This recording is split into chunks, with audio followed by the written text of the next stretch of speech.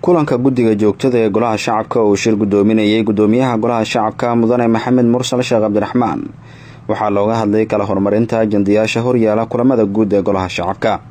guddiga ayaa si gaara kulankooda uga hadlay ajandayaasha kulamada guud ee golaha looga hadli doono gaar ahaan bishan aynu ku guda jirno ee Oktoobar.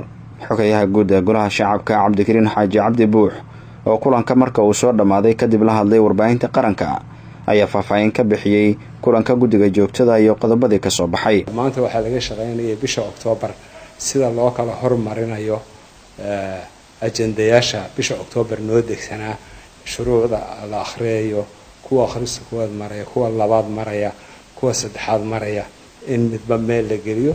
marka bisha Oktoobar iyo Noofambar awalkeeda ayaa hada la sii dhameeyay la kala horreysiyay la kala midba ma aragtay meesha uu ku munaasib yahay la geliyay.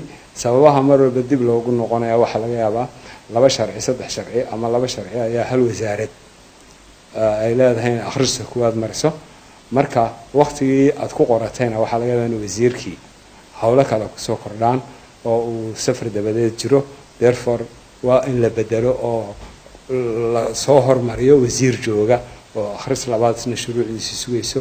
waa wax mar walba saa isku bedelaya. marka bishii hal mar baa loo fadhiistaa oo ma aragtay la eegayaa maqan yaa jooga sharciga loogu degdeg badan yahay duruufaha sunniyada la eegaya ayaa la kala hormariyaa. marka maanta shirku intaas ayuu gundigiisu ahaa. kulamada guddiga joogtada ee golaha shacabka oo maalin walba oo khamiisa la qabto ayaa waxaa looga hadlaa shuruucda hortaala golaha iyo kala horumarintooda iyo guud ahaan dardargelinta howlaha golaha shacabka.